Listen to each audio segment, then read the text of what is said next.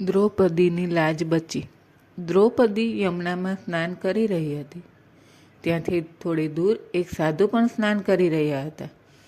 એટલામાં જોરથી પવન ફૂંકાયો અને કિનારે મૂકેલી સાધુની લંગોટી પાણીમાં પડીને વહી ગઈ. જે પહેરેલી હતી તે ખૂબ જૂની હોવાના કારણે નાતી વખતે ફાટી ગઈ. આથી સાધુ વિસામણમાં મુકાઈ ગયા. નગ્ન અવસ્થામાં સમાજમાં કઈ રીતે જવું?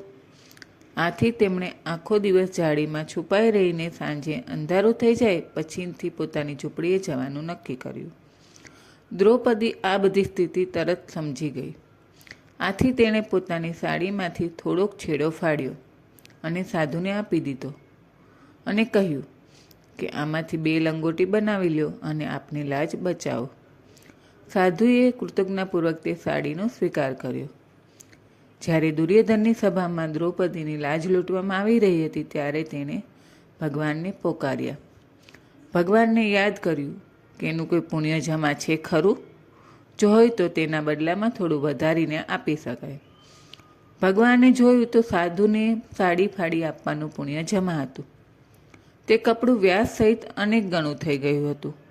ભગવાને તેને સાડીના રૂપમાં દ્રૌપદી સુધી પહોંચાડ્યું અને તેની લાજ બચાવી. દેવતા શબ્દ દાનથી જ બન્યો છે. જે હંમેશા આપતો રહે છે તે દેવતા છે. ભગવાને મનુષ્યમાં શક્તિનો અખોટ ભંડાર ભરી દીધો છે કે જેથી દાનની પરંપરા બંધ ન થઈ જાય.